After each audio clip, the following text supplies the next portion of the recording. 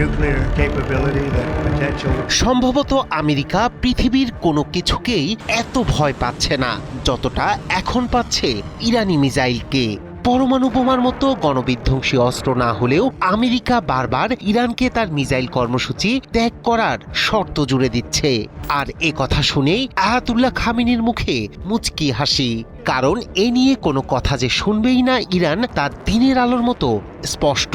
Missile নিয়ে কোনো আপোষ নয়, হুমকি, নিষেধাজ্ঞা কিংবা যুদ্ধের ভয় কিছুই বদলাতে পারবে না ইরানের অবস্থান, কারণ এই ক্ষেপণাস্ত্রই সবচেয়ে বড় প্রতিরক্ষা।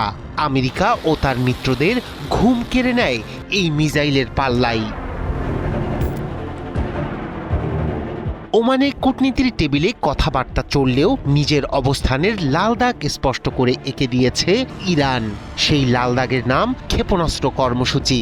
দোহার আল জাজিরা ফোরামে স্পষ্ট ভাষায় ইরানের পররাষ্ট্রমন্ত্রী আব্বাস আরাকচি জানিয়ে দিয়েছেন, দেশের ক্ষেপণাস্ত্র শিল্প পুরোপুরি প্রতিরক্ষামূলক এবং আলোচনার বাইরে। তার কথায় ইরানের মিসাইল কর্মসূচি কোনো কূটনৈতিক দর কষাকষির বিষয় নয়। আমেরিকার সাথে ওমানে যে পরোক্ষ আলোচনা শুরু হয়েছে সেটিও সীমাবদ্ধ শুধু পারমাণবিক ইস্যুতে। এর বাইরে এক চুলো ছাড় দিতে রাজি নয় তেহরান।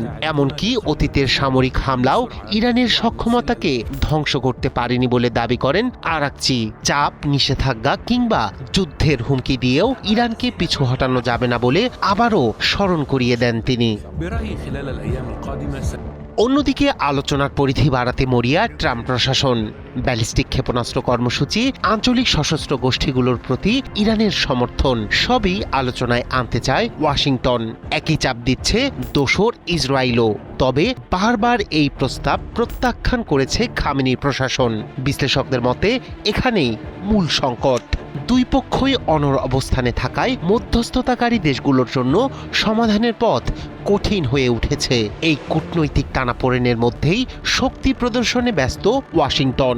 আরব সাগরে মোতায়েন করা হয়েছে বিমানবাহী রণতরী ইউএসএস আব্রাহাম লিঙ্কন। মার্কিন বিশেষ দূত স্টিভ উইটকফ বলেছেন, শক্তির মাধ্যমে শান্তি প্রতিষ্ঠার বার্তা দিতে চায় ট্রাম্প প্রশাসন। 3 or 4 weeks was decimated. তবে ইরানের হুঁশিয়ারি আরও ভয়ঙ্কর।